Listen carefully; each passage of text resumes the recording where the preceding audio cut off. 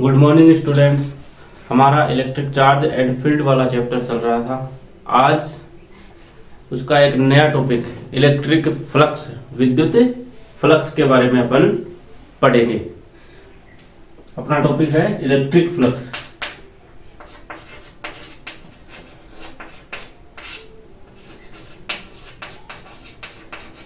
विद्युत फ्लक्स या इलेक्ट्रिक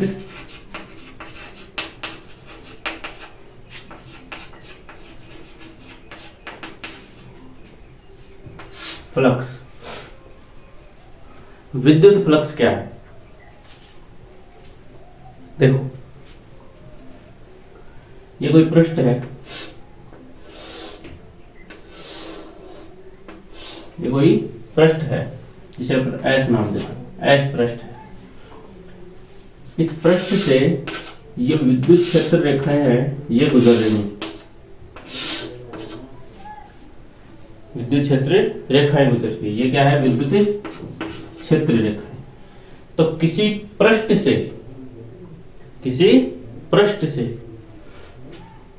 लंबवत गुजरने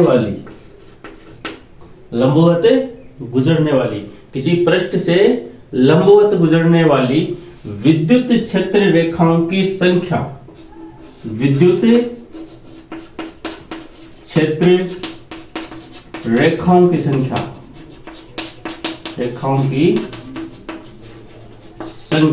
क्या कहलाती है? विद्युत फ्लक्स कहलाता है। किसी पृष्ठ से लंबवत गुजरने वाली विद्युत क्षेत्र रेखाओं की संख्या विद्युत फ्लक्स कहलाती है। लंबवत गुजरनी चाहिए। जितनी भी विद्युत क्षेत्र रेखाएं ई है वो क्या है? इस पृष्ठ के साथ कितने डिग्री के कोण पर है? 90 डिग्री के कोण पर है। तो विद्युत फ्लक्स क्या है कि किसी पृष्ठ से लंबवत गुजरने वाली विद्युत क्षेत्र रेखाओं की संख्या क्या कहलाती है? विद्युत फ्लक्स कहलाती है।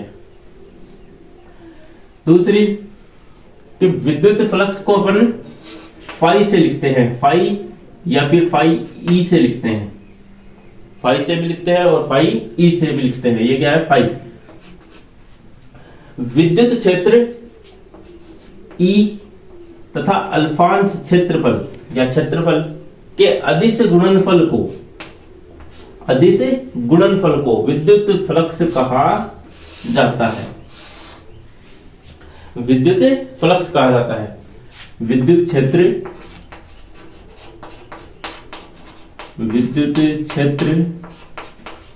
तथा क्षेत्रफल के अदिश गुणनफल को विद्युत फ्लक्स कहा जाता है। विद्युत फ्लक्स कहा जाता है। फाई बराबर ई डॉट एस। फाई बराबर ई डॉट एस। तो फाई बराबर क्या लिख सकते हैं? फाई बराबर ई एस कॉस थीटा। भाई डॉट हटाएंगे तो अदिश गुणनफल में क्या आएगा? Cos theta. तो ई एस कॉस थीटा ये क्या है? फ्लक्स का अपन का फॉर्मूला। तो ई एस कॉस थीटा। यदि अपन अल्फांश की बात करें, अल्फांश क्षेत्रफल की बात करें, तो अल्फांश क्षेत्रफल के लिए क्या होगा?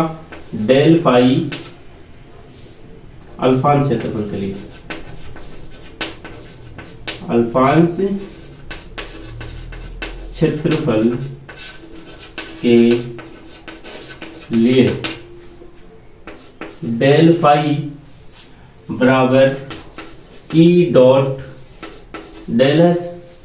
अल्फांश क्षेत्रफल के लिए अल्फांश फ्लक्स, तो डेल फाई बराबर ई डॉट डेल एस। यदि एक से अधिक क्षेत्रफल हो तो एक से अधिक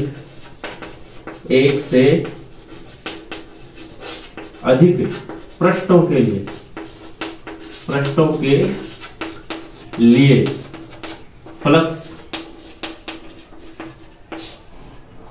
एक से अधिक पृष्ठों के लिए फ्लक्स क्या होगा, डेल फाई बराबर E I dot del S I. यहां आई क्या होगा, आई बराबर 1 2 3 ऐसे एन तक, कितना एन तक।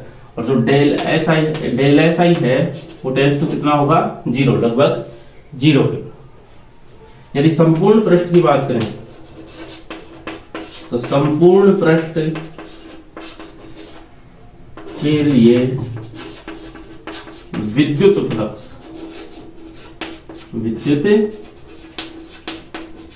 फ्लक्स क्या होगा, फाई बराबर समाकलन ई डॉट डीएस। संपूर्ण पृष्ठ की बात है तो संपूर्ण पृष्ठ के लिए ये चिन्ह आ जाएगा समाकलन। तो ये क्या है, संपूर्ण पृष्ठ के लिए विद्युत फ्लक्स का फॉर्मूला। यदि अपन अल्फांश क्षेत्रफल की बात करें तो डेल फाई बराबर ई डॉट डेल एस।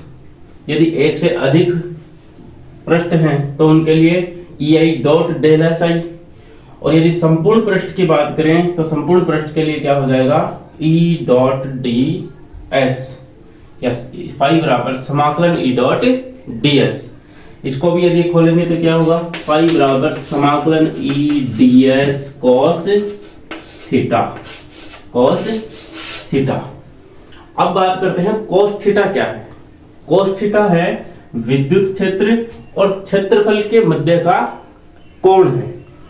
तो कोण क्या है, देखो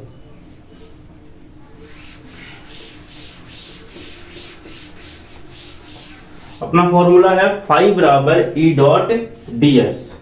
यदि फाई बराबर ई डॉट डी एस को यदि अपन खोले तो फाई बराबर ई एस कॉस थीटा, ये अपने पास आता है ई एस कॉस थीटा। यानी फाई जो है वो ई पर भी डिपेंड कर रहा है, फाई वो जो है वो एस पर यानी उसके क्षेत्रफल पर भी, पृष्ठ के क्षेत्रफल पर डिपेंड कर रहा है। और फाई जो है वो दोनों के बीच में जो एंगल बना है, ई और एस के मध्य जो एंगल बना है उस पर भी डिपेंड कर रहा है। तो देखो जैसे मान लो ये पृष्ठ है, ये पृष्ठ एस है, इससे विद्युत क्षेत्र रेखाएं लंबवत गुजर रही है, विद्युत क्षेत्र रेखाएं गुजर रही है, ये ई है। कितनी विद्युत क्षेत्र रेखाएं हैं, 4 है। तो अपन फाई की वैल्यू कितनी लिख सकते हैं, 4, कि विद्युत क्षेत्र रेखाओं की संख्या कहलाती है विद्युत फ्लक्स। कि किसी पृष्ठ से लंबवत गुजरने वाली विद्युत क्षेत्र रेखाओं की संख्या विद्युत फ्लक्स कहलाती है या कहलाता है। तो फाई बराबर 4। यदि अपन इलेक्ट्रिक फील्ड की जो इंटेंसिटी है, तीव्रता है, उसको बढ़ा दे तो फील्ड ऑफ लाइंस बढ़ जाएंगी, कि भाई विद्युत क्षेत्र रेखाओं की जो संख्या है वो बढ़ जाएगी। तो यही पृष्ठ है एस। इंटेंसिटी बढ़ाने पर क्षेत्र रेखाओं की संख्या क्या होगी, बढ़ जाएगी। ये विद्युत क्षेत्र रेखाओं की संख्या बढ़ जाएगी। तो अब फ्लक्स का मान क्या है, फाई बराबर 1 2 3 4 5 6 हो गया। यानी क्षेत्रफल बढ़ाने पर, ये विद्युत क्षेत्र की तीव्रता बढ़ाने पर क्षेत्र रेखाओं की जो संख्या है वो बढ़ जाती है और फ्लक्स का मान बढ़ जाता है। यानी फाई जो है वो डिपेंड करता है ई पर, फाई समानुपाती ई। विद्युत क्षेत्र रेखाओं या विद्युत क्षेत्र की जो तीव्रता है बढ़ाने पर फ्लक्स का मान बढ़ता है। तीव्रता बढ़ाएंगे तो फ्लक्स का मान भी बढ़ेगा। इसी प्रकार यदि अपन क्षेत्रफल की बात करें तो यदि अपन ने क्षेत्रफल को घटाया है, ये एस है, यहां से फील्ड ऑफ लाइंस ये जा रही, तो कितनी फील्ड लाइंस इस क्षेत्रफल को चीरते हुए 90 डिग्री के कोण पर निकल रही है, 1 2 3, फाई बराबर 3। अब यदि अपन क्षेत्रफल को बढ़ा दें तो अब कितनी फील्ड लाइंस यहां से गुजर सकती हैं, 1 2 3 4 5 6, फाई बराबर क्या हो गया 6। यानी पृष्ठ का क्षेत्रफल बढ़ाने पर फ्लक्स का मान बढ़ता है। तो फाई जो है वो समानुपाती होता है एस के। तो पृष्ठ का या जो क्षेत्रफल है उसको बढ़ाएंगे तो फ्लक्स का मान बढ़ेगा। विद्युत क्षेत्र की जो तीव्रता है, इंटेंसिटी को बढ़ाएंगे तो भी फ्लक्स का मान बढ़ता है। अब बात करते हैं अपन कोस थीटा की या एंगल की।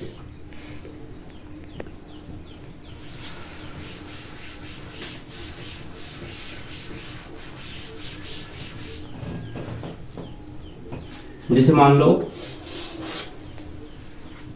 ये कोई प्लेट है या चक्की जिसको बोलते हैं,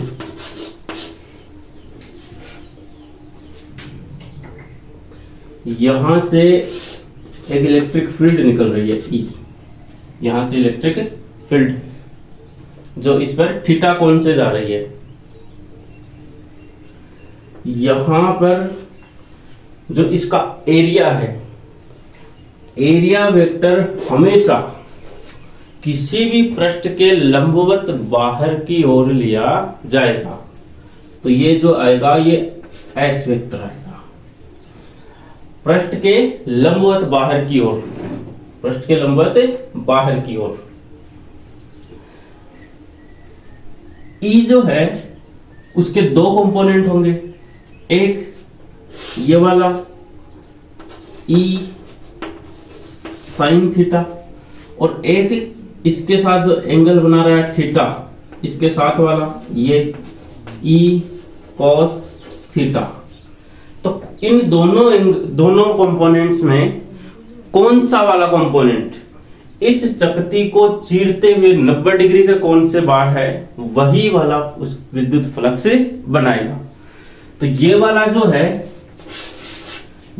जो है ई साइन थीटा, ये केवल चकती को स्पर्श करते हुए निकल रहा है। लेकिन ये वाला जो कंपोनेंट है ई कोस थीटा, ये इसके 90 डिग्री के कोण पर निकल रहा है। तो फ्लक्स बनाने का काम ये वाला करेगा, कोस थीटा वाला। तो जो फॉर्मूले में लिखा जाएगा ई कोस थीटा, तो इसलिए अपन इसलिए लिखते हैं कि फाई बराबर एस ई कोस थीटा या फाई बराबर ई एस कॉस थीटा। क्योंकि कॉस थीटा कौन सा कंपोनेंट लिया जाता है ई का, जो 90 डिग्री से चीरता हुआ बाहर की ओर निकलता है। तो फाई बराबर ई कॉस थीटा या फाई बराबर ई डॉट एस। इसी प्रकार ये एक वर्ग है, यह कोई क्षेत्रफल है, यहां से एक इलेक्ट्रिक फील्ड निकल रही है थीटा कोण पर ई। तो इसका जो एरिया वेक्टर है वो 90 डिग्री पर बाहर की ओर आता हुआ होगा। तो ये मैं बना दिया मैंने एस। तो इसका जो कौन सा कंपोनेंट होगा, एक ई साइन थीटा और एक ये वाला ई कॉस थीटा। तो कॉस थीटा वाला कंपोनेंट जो है वो विद्युत फ्लक्स बनाएगा, ई साइन थीटा वाला नहीं, क्योंकि ई साइन थीटा वाला इसको स्पर्श करते हुए निकल जाएगा, लेकिन कॉस थीटा वाला इसको 90 डिग्री पर चीरता हुआ बाहर निकल जाएगा। तो ये वाला component E S cos theta, ये वाला इस पर फ्लक्स बनाएगा। एरिया वेक्टर की बात करें तो एरिया वेक्टर हमेशा पृष्ठ के लंबवत बाहर की ओर ही लिया जाएगा। जैसे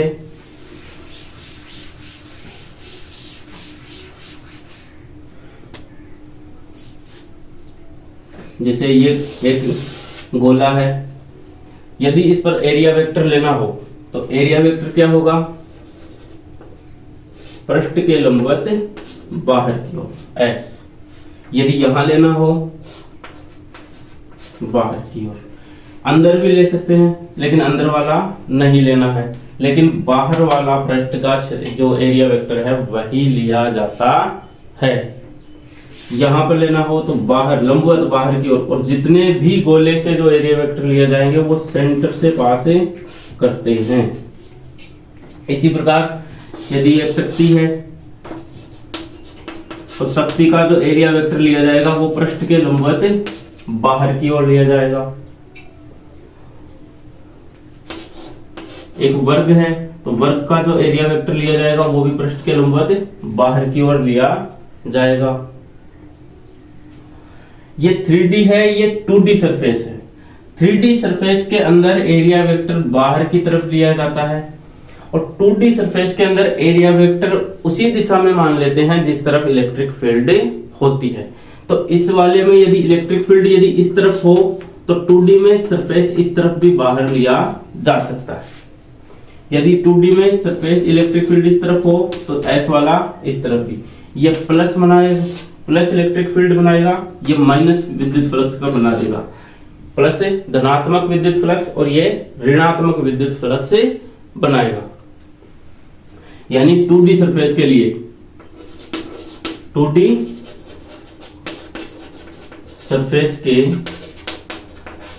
लिए दोनों तरफ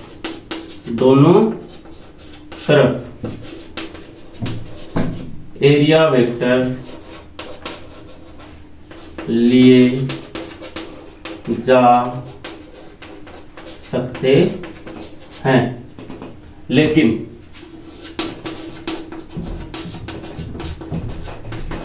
3D सरफेस के लिए 3D सरफेस के लिए केवल बाहर वाला एरिया वेक्टर लिया जाता है।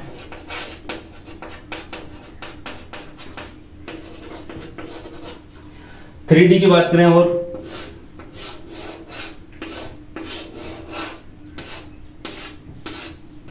ये क्या है, एक घन है। ये फलक 1, ये 2, ये 3 ऐसे करके इसके 6 फलक हैं। यदि फलक 1 की बात करें तो एक एरिया वेक्टर है जो बाहर है S, और एक वाला जो है वो अंदर की तरफ आएगा। तो अपने को 3D के अंदर यानी 3D वस्तु के लिए या 3D सरफेस के लिए बाहर वाला वेक्टर ही लेना है। इसी प्रकार यदि फलक 2 की बात करें तो इसका बाहर वाला वेक्टर इस तरफ आएगा एरिया वेक्टर। इस वाले की बात करें तो इसका ऊपर की तरफ आएगा, और इस वाले की बात करें तो इसका एरिया वेक्टर इस तरफ नीचे की तरफ। और यदि इस वाले सरफेस की बात करें तो ये बाहर की तरफ आएगा इस तरफ यहाँ S, और इस वाले की बात करें तो ये पीछे की तरफ आएगा। तो इस प्रकार से 6 के 6 एक दूसरे के विपरीत होंगे।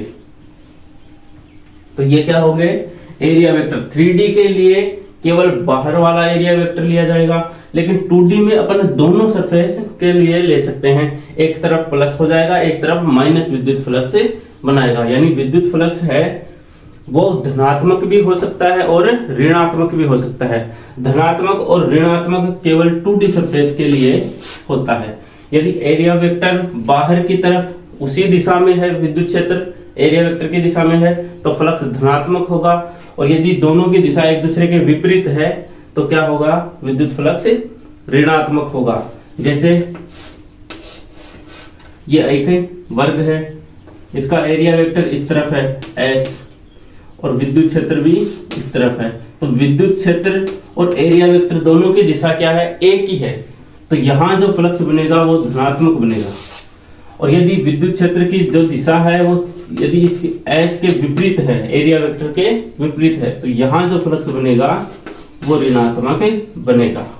यानी 2D वस्तु के लिए या 2D सरफेस के लिए अपन दोनों सरफेसेस ले सकते हैं। इसकी तरफ एरिया वेक्टर इस तरफ मान सकते हैं, और 3D के लिए केवल बाहर वाला एरिया वेक्टर ही लिया जाएगा। एरिया वेक्टर मतलब सदिश क्षेत्रफल, सदिश क्षेत्रफल।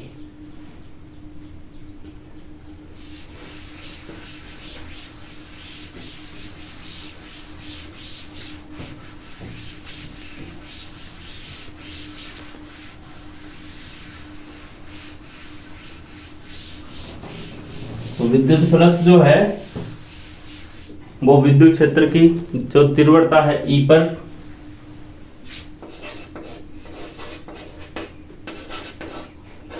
उसके पृष्ठ पर और थीटा पर निर्भर करता है। थीटा कौन सा है? ई और एस के मध्य जो कोण बना है उसके मध्य। एक बार फिर से, ये एस है और ये ई है, तो ये जो एंगल है ये वाला कौन सा है? Cos theta. ये वाला एंगल लिया जाएगा। इसी एंगल के कारण क्या है, जो फ्लक्स बनेगा वो होगा इस वाला, ये वाला जो कंपोनेंट है साइन थीटा वाला, वो विद्युत फ्लक्स नहीं बनाएगा। क्यों? क्योंकि ये वाला कंपोनेंट इसको स्पर्श करते हुए निकल जाता है, लेकिन कोस थीटा वाला इसको चीरते हुए 90 डिग्री पर निकलता है। और अपन ने लिखा है, पढ़ा है कि किसी पृष्ठ से लंबवत गुजरने वाली विद्युत क्षेत्र रेखाओं की संख्या विद्युत फ्लक्स कहलाती है। तो लंबवत गुजरनी चाहिए। अब बात करते हैं विद्युत फ्लक्स का जो मात्रक है, मात्रक की यूनिट। विद्युत क्षेत्र ई का मात्रक न्यूटन बटे कूलम, क्षेत्रफल मीटर स्क्वायर। तो यूनिट क्या होगी? न्यूटन मीटर स्क्वायर बटे कूलम। न्यूटन मीटर स्क्वायर बटे कूलम। इसकी विमा, विमा की बात करें तो न्यूटन की विमा क्या है? m1 l1 t-2, m1 l1 t-2 metre square मतलब l2 और कूलम a1 t1। तो क्या हो गया? m1 l3 t-3। ये +1 है, ऊपर जाएगा -1 -1 -2 -3, और ये a1 नीचे प्लस का है, ऊपर जाएगा माइनस का, तो a-1। तो ये क्या हो गई इसकी विमा, m1 l3 t-3 a-1। तो इसका जो मात्रक है न्यूटन मीटर स्क्वायर बटे कूलम। इसको अपन वोल्ट मीटर भी बोलते हैं, वोल्ट गुणा मीटर, वोल्ट गुणा मीटर, मीटर, वोल्ट गुणा मीटर। तो ये इसका मात्रक हो गया। विद्युत फ्लक्स एक अदिश गुणनफल है, एक अदिश राशि है। अदिश राशि, दो सदिशों का अदिश गुणनफल करने पर अदिश राशि ही प्राप्त होती है। दो सदिशों का अदिश गुणनफल मतलब डॉट प्रोडक्ट, दो सदिशों का अदिश गुणनफल करने पर एक अदिश राशि आती है, ये रही। और ये फाई क्या है? एक अदिश राशि है, इसकी कोई दिशा नहीं। अब इससे रिलेटेड अपन एक प्रश्न लेते हैं, क्वेश्चन लेते हैं।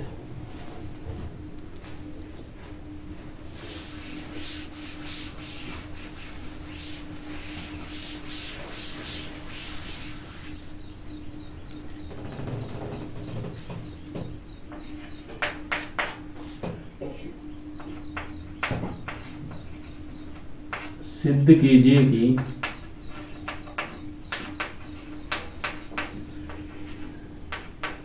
किसी बेलन से प्रेरित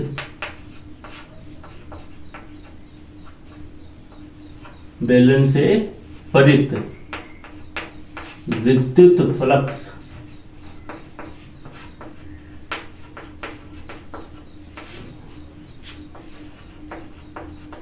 शून्य होता है। किसी बेलन से प्रेरित विद्युत फ्लक्स शून्य होता है। देखो,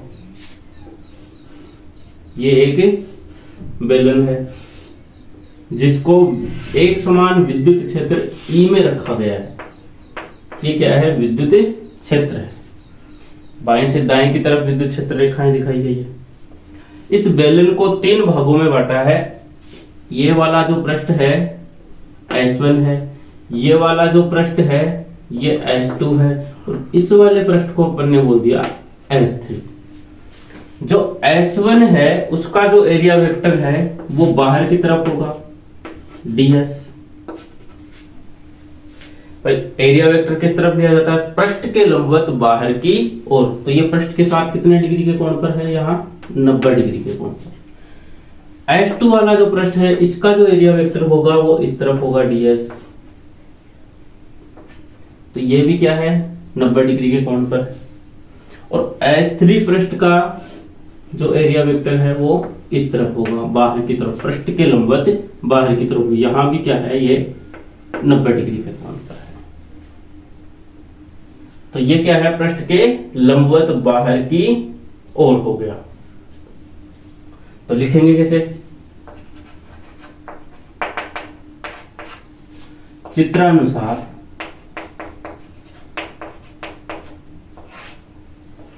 बेलन को 3 भागों S1, S2 व S3 में बांटा गया है।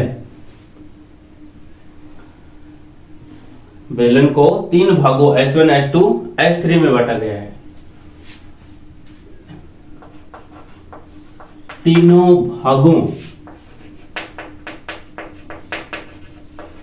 के एरिया वेक्टर या सदिश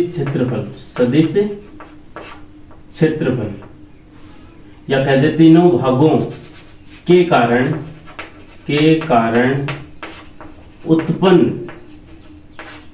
विद्युत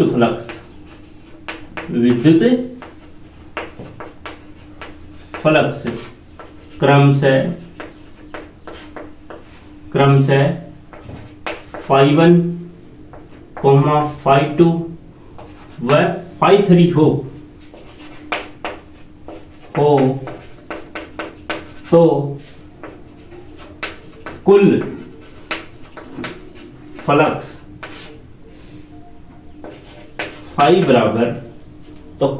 फाई बराबर क्या होगा? φ1 plus φ2 plus φ3। φ1 plus φ2 plus φ3। Phi बराबर क्या है अपने पास? E dot ds। तो यहां क्या लिखेंगे? फाई बराबर क्या? समाकलन। एक से अधिक पृष्ठ हो तो, या संपूर्ण पृष्ठ की बात कर रहे हैं तो समाकलन आ जाएगा। तो समाकलन E डॉट ds। ये किस पृष्ठ के लिए है? S1 पृष्ठ के लिए। तो E डॉट ds ये φ1 की वैल्यू है, प्लस समाकलन S2 पृष्ठ के लिए E डॉट ds। इसी तरह φ3 की बात करें तो समाकलन S3 पृष्ठ के लिए E डॉट ds। ये क्या हो गया? तीनों पृष्ठों के लिए विद्युत फ्लक्स हो गया। तो इन तीनों का जो सम होगा वो क्या होगा? कुल विद्युत फ्लक्स होगा जो बेलन से गुजरेगा, बेलन के कारण बनेगा। तो फाई बराबर E डॉट ds मतलब S1 E ds डॉट हटाएंगे cos थीटा प्लस समाकलन S2 E ds cos theta plus समाकलन S3 पृष्ठ E ds cos थीटा, और डॉट हटाया cos थीटा आया। अब बात करते हैं S1 पृष्ठ की। समाकलन E ds cos theta. S1 पृष्ठ के लिए E और S के मध्य भाई थीटा पर निर्भर करता है। अपन ने लिखा कि फाई जो है वो थीटा पर निर्भर करता है। तो थीटा किनके मध्य है? विद्युत क्षेत्र और एरिया वेक्टर के मध्य। तो विद्युत क्षेत्र E और एरिया वेक्टर S। S1 पृष्ठ के लिए विद्युत क्षेत्र इस तरफ है और एरिया वेक्टर जो है वो इस तरफ है, ds इस तरफ है। तो बीच में जो बनने वाला जो कोण है वो 180 डिग्री, कितना है? 180 डिग्री। तो cos 180 प्लस S2 पृष्ठ की बात करें तो S2 के लिए ई डी एस कॉस, तो S2 पृष्ठ कहाँ है, ये रहा। तो S2 पृष्ठ के लिए ये E है और ds भी क्या है, E की दिशा में है, तो दोनों के मध्य जो कोण बनेगा वो 0 डिग्री है भाई। E भी इसी दिशा में है और ds भी इसी दिशा में है, तो एरिया वेक्टर और विद्युत क्षेत्र दोनों के मध्य जो कोण बनेगा वो 0 डिग्री है। तो cos 0 प्लस S3 पृष्ठ के E D S cos S3 पृष्ठ के लिए देखो ये वाला तो है E और यहां आ जाएगा ds, तो दोनों के मध्य जो कोण है वो 90 डिग्री। तो थीटा कितने डिग्री पर आ गया, 90। तो यहां लिखेंगे cos 90 डिग्री। तो S1 पृष्ठ है वो विद्युत क्षेत्र और क्षेत्रफल के मध्य कितने डिग्री का कोण पर है, 180 डिग्री पर। S2 जो पृष्ठ है वो 0 डिग्री पर है क्योंकि विद्युत क्षेत्र और क्षेत्रफल दोनों की जो दिशा है वो एक ही है, तो 0 डिग्री। यहां विद्युत क्षेत्र और क्षेत्रफल के मध्य 90 डिग्री पर है क्योंकि यहां जो विद्युत क्षेत्र रेखाएं है वो एरिया वेक्टर के लंबवत है, एरिया वेक्टर के लंबवत है। तो फाई बराबर E D S cos 180 degree, ये S1 पृष्ठ के लिए है।